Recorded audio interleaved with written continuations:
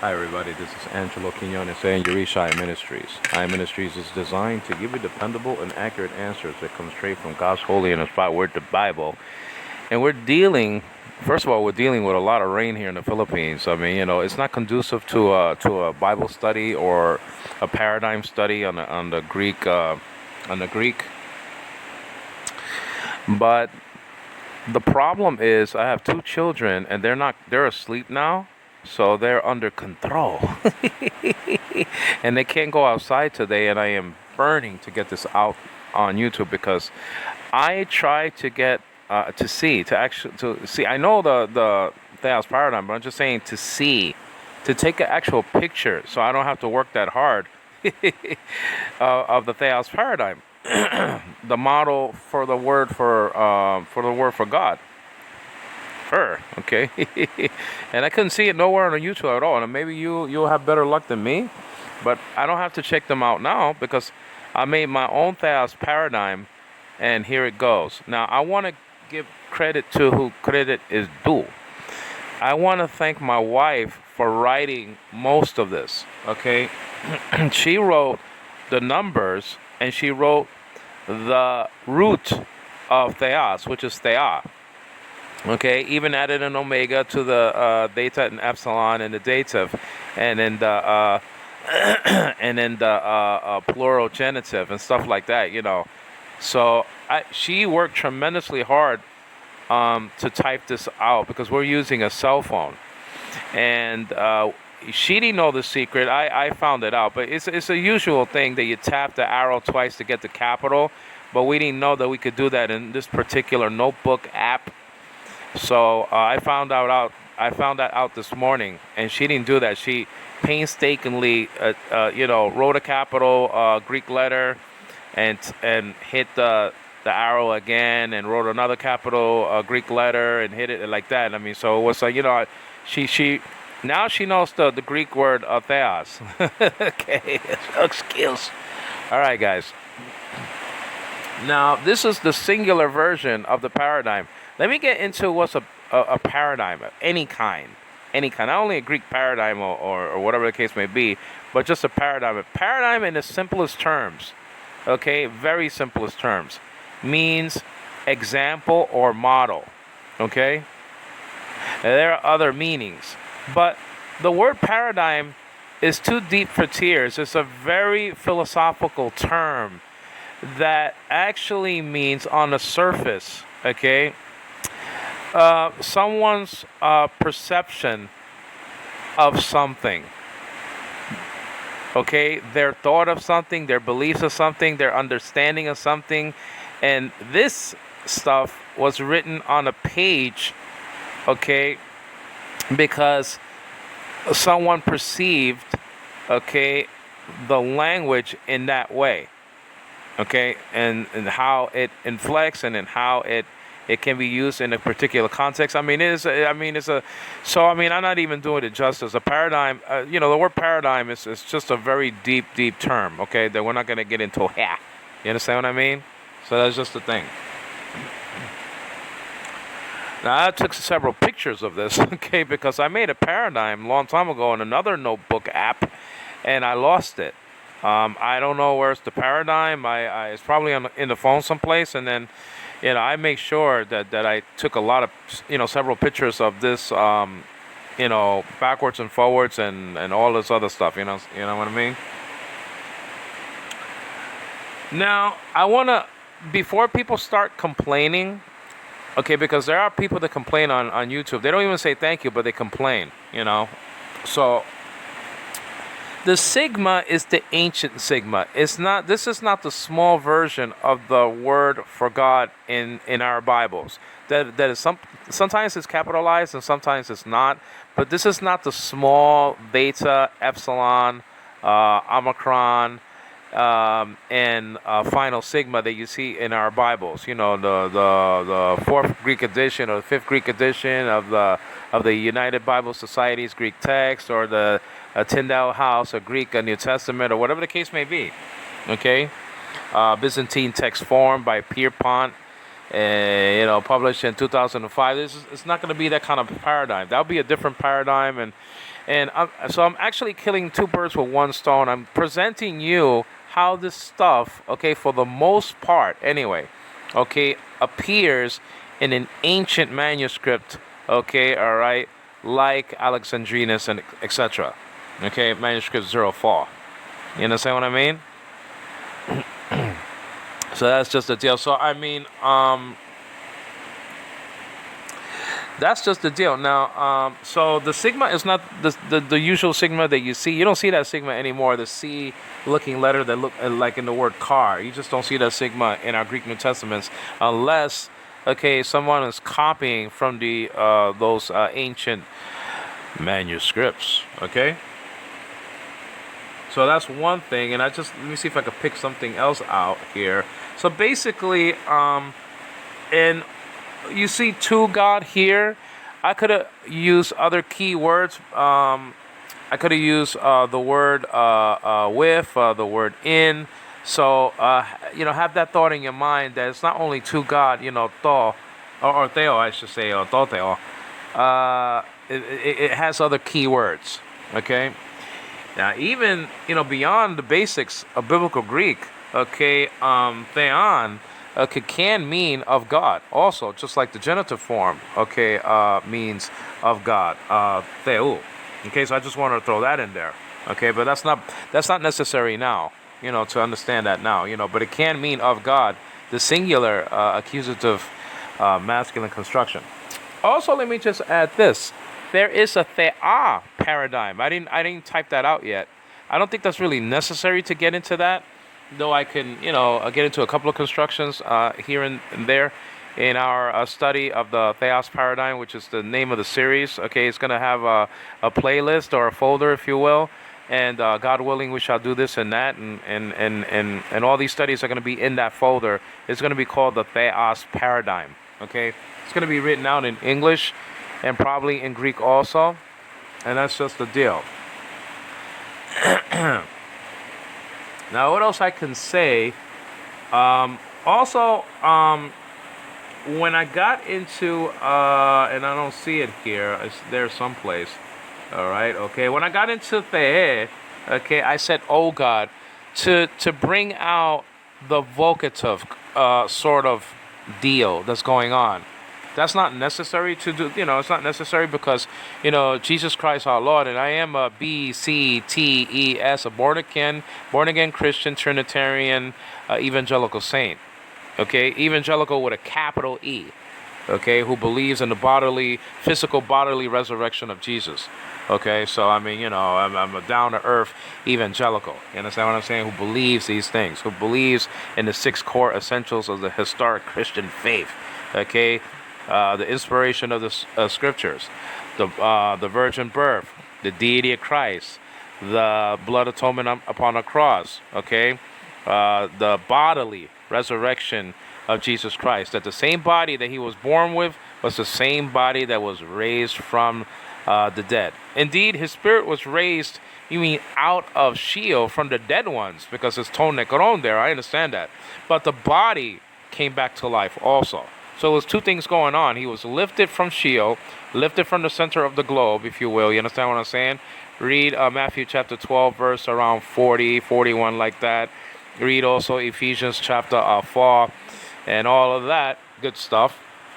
And that's just the deal. And so I am what I am by the grace of God. I just want to let you know that I'm not saved by my works. I'm saved by the grace of God. I'm just a down-to-earth, redneck Christian. So let's get at it. I don't think there's any more announcements here. I think basically that's about it until we get into the plural, and I can tell you something about those. I made several copies of this, guys, because I'm not taking anything for granted.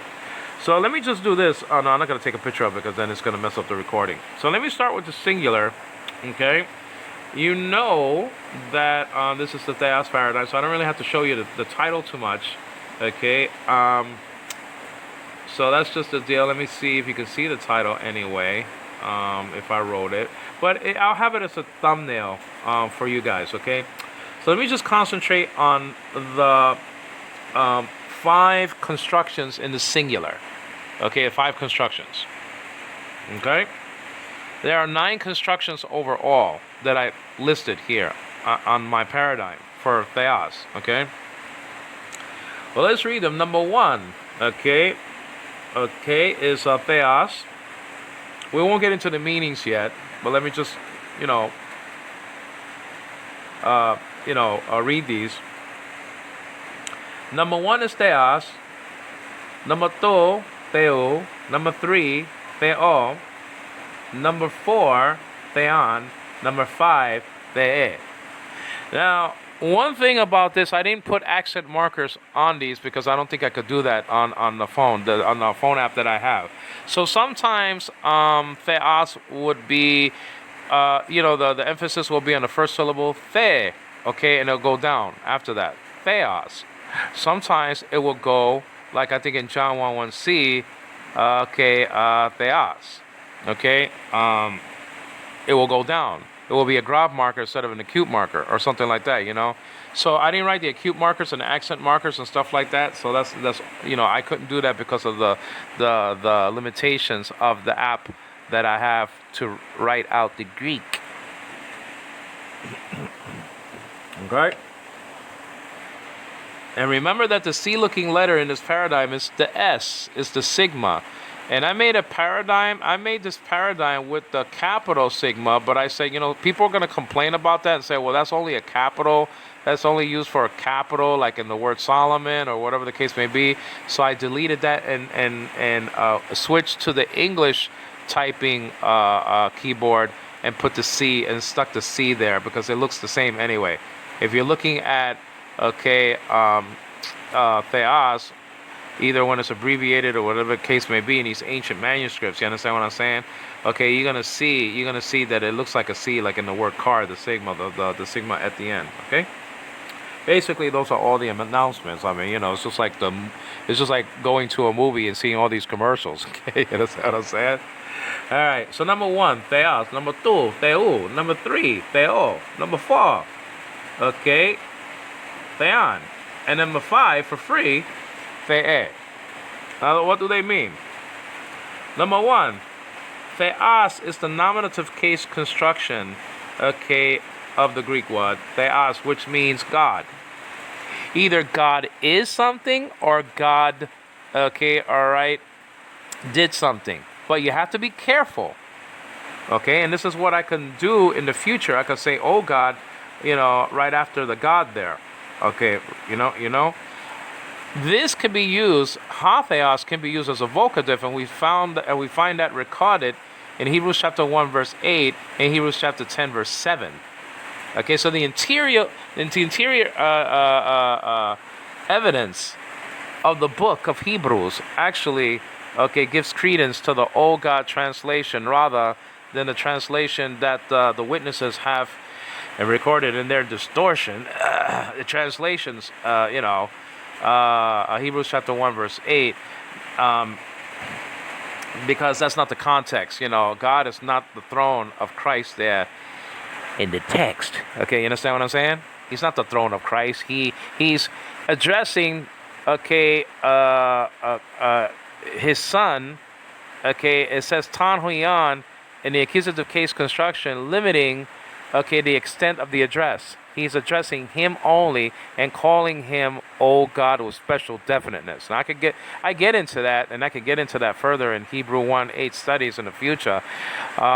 Jehovah's Witnesses might whine and complain and say, well, he has a God in verse 9. Yeah, but you accept the middle portion of the sandwich. I call that a sandwich, the divine sandwich of God. You understand what I'm saying? Hebrews chapter 1, verse 8, 9, and 10.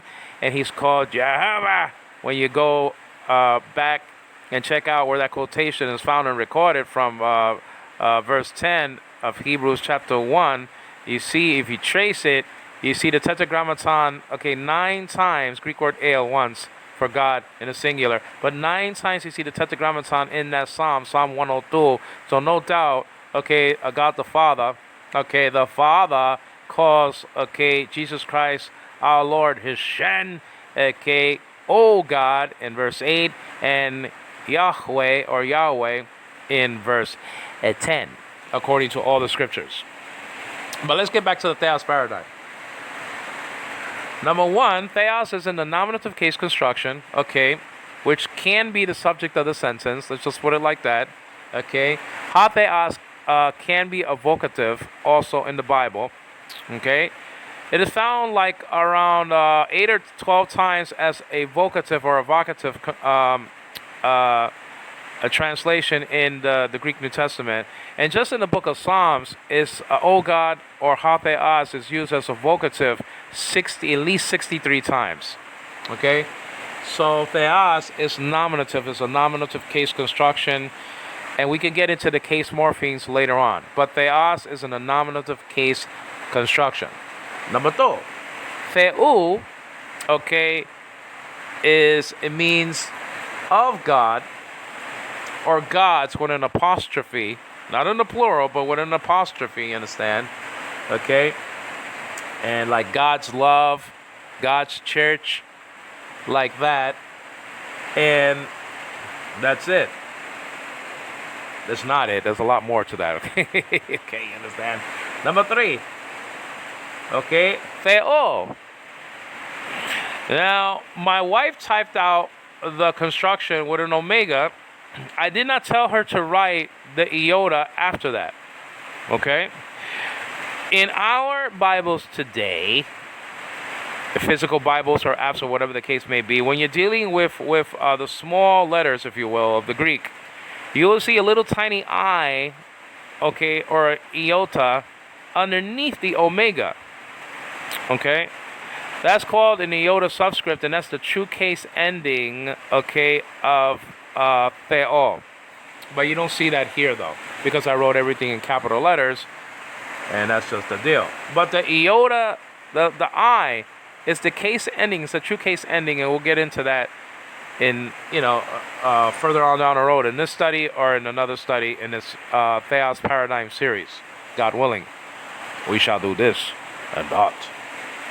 Number four, the famous theon.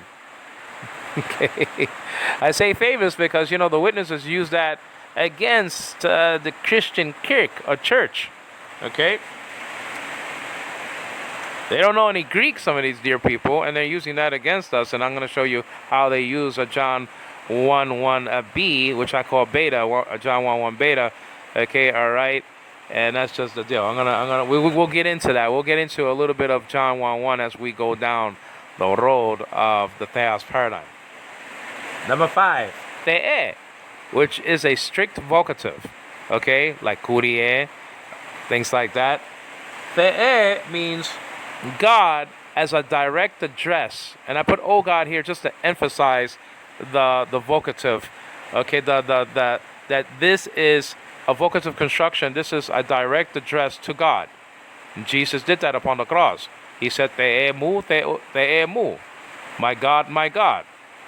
You understand what I'm saying? That's what he said. Te emu.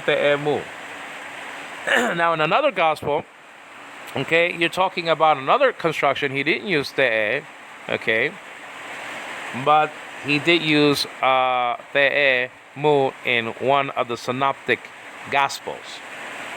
So number one is theos in the nominative. Number two is theou in the genitive. Number three is theo in the dative. Okay. Number four is theon in the accusative case. And number five is the in the vocative case.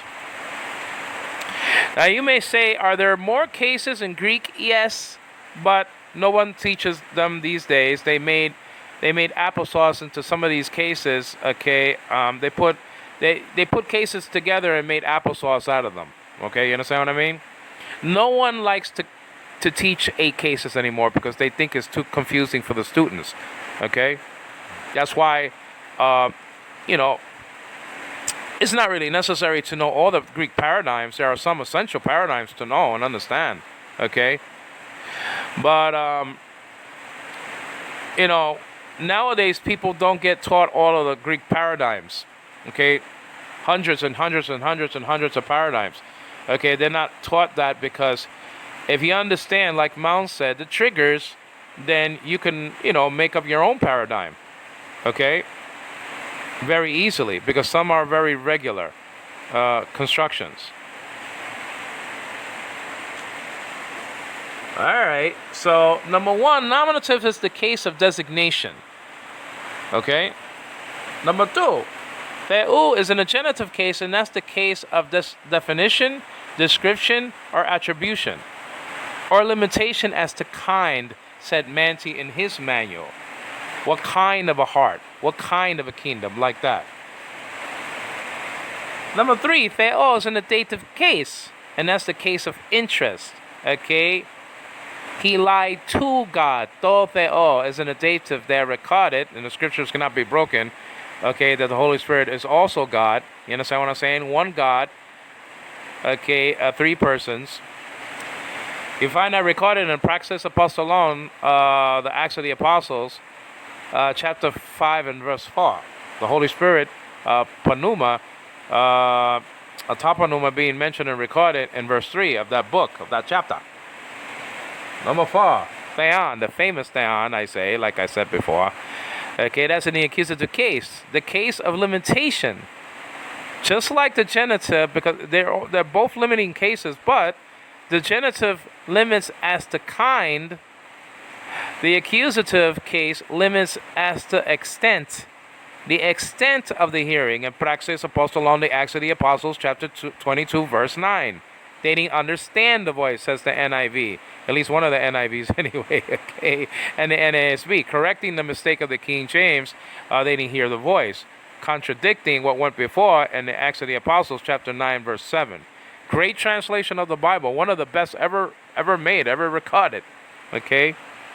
I'm not a King James only guy, and I never will, because God never said in the Bible to be a King James only a dude. Well, how do you spell this? Number 1, okay? Now, let me get to number 5. I don't think I mentioned number 5 in the glory of the vocative. You understand what I'm saying? Some people say vocative. The is in the vocative case, and that case has to do with direct address. It has one single use. Now, some people want to bump it off, okay, the vocative case, so we can really get down to 4 cases, but they can't do it. They can't exactly do it. So it's going to hang around there for a very long time, okay? All right, that's just the deal. Speaking about limitations, you can only do so much. You can only cut the coin so much, so it can be circulated. That's what they used to do in ancient times.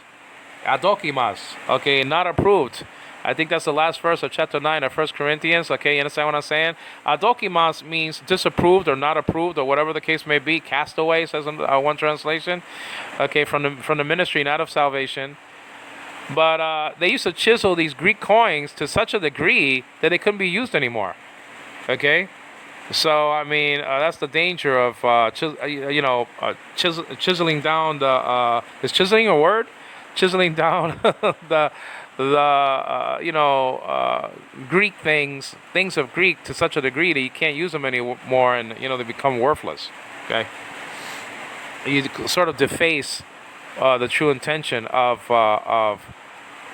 the cases, and you limit, and you're putting Greek into a straitjacket, and it was never meant to be in a straitjacket. There are some straitjacket rules, but a lot of the stuff in Greek are very flexible. Alright, so that's the case of direct address, okay? So we went into that. How do you spell these things? Well, they also spelled out theta, epsilon, omicron, sigma. Theu is spelled out theta, epsilon, omicron, upsilon. It looks like a Y, but that's an upsilon. That's sort of a U.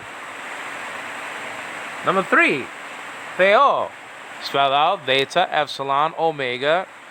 And if you're looking at your regular Greek New Testaments nowadays, you're going to have a little tiny I, which is a true case ending. It's not omega. Omega is not the case ending. Iota is the true case ending tucked underneath the omega, and that's called an improper diphthong, by the way. Okay? So the true case ending of the dative singular, okay, is iota. By the way, this is a second declension word, the Greek word theos. This is a second declension word. It's a word that ends in omicron, nowadays called omicron. Okay, the problem with mixing Greek the pronunciations, is that you're gonna have ton theon sounding like ton theon, thus changing it into a genitive plural, which is not found in the Greek New Testament anyway. So there's a safeguard there, and maybe a preposition will safeguard that way of thinking. If you're looking at it, I mean, it's okay. But if you're listening to it, then you're gonna think that that's a genitive plural if you say ton theon. I mean, just say ton theon. Stay with one pronunciation. Don't go back and forth mixing and stuff like that and turning aorist tenses into subjunctive moods. Okay.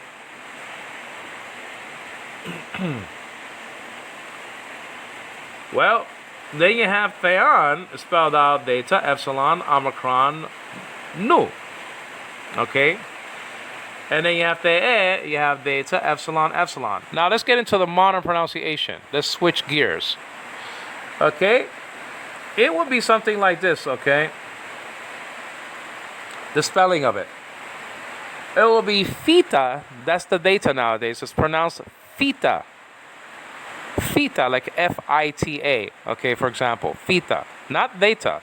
So the modern Greeks don't pronounce the letter, the Greek letter theta like we do. They say theta. Okay, the name of it anyway. You understand what I'm saying? Incidentally, the first letter in the word for God in Greek, either God with a capital G or a God with a small g, in and of itself, the theta means divine. Every single Greek letter has a meaning. Like, for example, the Greek word or the Greek letter beta means basis of foundation. Okay, the Greek letter gamma means it's like the stem of a plant. Okay, you understand what I'm saying? And the Greek letter sigma means to synchronize. I made an infinitive out of it, but anyway, you know what I mean. It means synchronize. Okay, so that every single letter in Greek has a meaning. In Hebrew also it has a meaning. Okay, of house. Okay, bet. Okay, and so all of them mean something. Okay.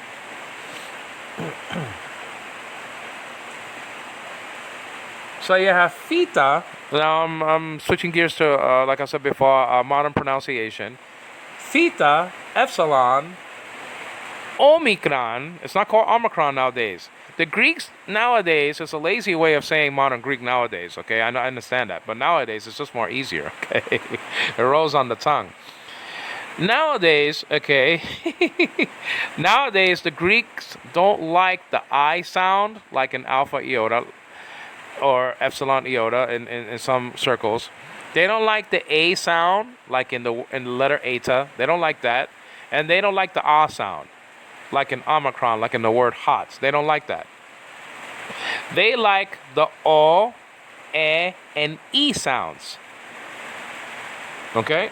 So I'm very, very well aware of that. So please don't complain on the board, because I already giving you this section, which contains, okay, the modern pronunciation of these Greek letters. You understand what I'm saying? So theta, epsilon, omicron, and sigma, that makes up the construction of theos. Let's get into number 2. Number 2, you got theta, epsilon, omicron, epsilon. So that's not a U, okay, in modern Greek. Okay, I'm talking about the genitive there. That is an I class. Okay? In modern Greek. Okay, Greek. Number 3, theo. Okay? Theta, epsilon, omega. Number 4, okay, you have theta, epsilon, omicron, ni. So the nu is called the ni nowadays, and the omicron I already told you is pronounced. The name is pronounced omicron. And then you have the air that stays the same. Okay, we might get into the plural in my other study, because this is a lot, So let's just take care of one thing at a time. First things first, like Dr. Barnhouse said. In that little pamphlet, that little booklet. You understand what I mean? That's just the deal. Now, The case ending for the nominative case, singular, okay, in this second declension word, rather. Now, the first declension words are words that end in alpha or eta, okay? Like, for example, arche, okay? Understand what I'm saying? Switching back to biblical pronunciation or American style pronunciation or whatever you want to call it, okay? Seminary pronunciation or whatever, okay?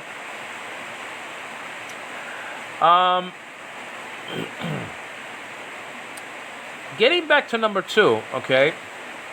You have over here, okay, beta epsilon, okay, omicron, and upsilon, or upsilon, okay, upsilon, okay, and the case ending, like I was saying before, in number 1 is the sigma. It's the C-looking letter over here, okay. The fictional case ending, okay, is the upsilon here recorded. The upsilon is the case ending for the genitive singular, okay.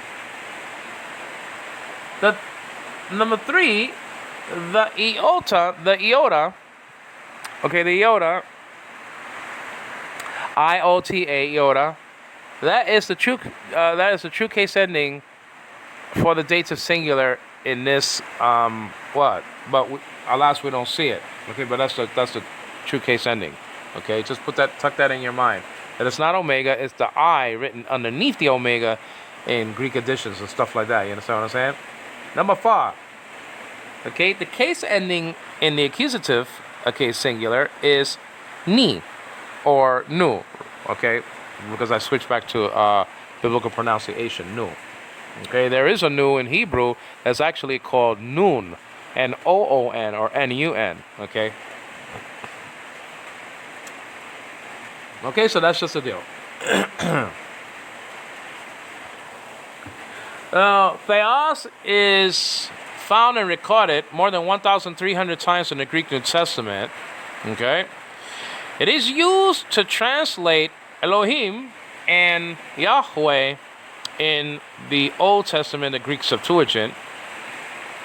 And the word Septuagint comes from the Latin Septuaginta, which means 70. And you know the story that, you know, that probably happened in Alexandria, Egypt, okay?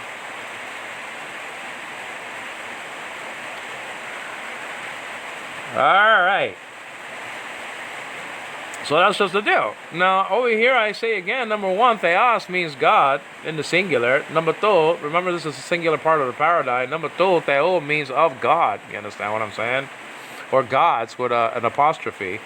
Okay, God's church, God's a house, the house of God. That's theo there. Found and recorded in verse 15 of chapter 3 of 1 Timothy. It's found 2 times there. Pick your choice for the antecedent of Has. So it doesn't matter. Okay, God was manifested in the flesh, whether it's Has or whatever the case may be. It doesn't really make a difference. So what? That the NIV has he or who, or whatever the case may be. NASB. Okay? Doesn't change the meaning. Just look at the antecedent of Has in the Greek. And you trace it, and then you see the ancestor of Has, the relative pronoun there, found and recorded in verse 16 of that chapter, okay, it's actually Theou in verse 15 of chapter 3 of 1 Timothy. So indeed, God was manifested in the flesh. And you see like around 6 aorist tense forms there wonderfully. Horao always breaks up the set. It's very, very, very strange. Okay? Now, what did I do? It's just that's the same thing, basically. The same thing. I just took so many pictures of it because I'm worried to lose them again. Lose the paradigm again. Okay, so what's the deal here? It's very big print. Okay. Let me see if I could go like, just switch it. Okay, like that. Goodness gracious.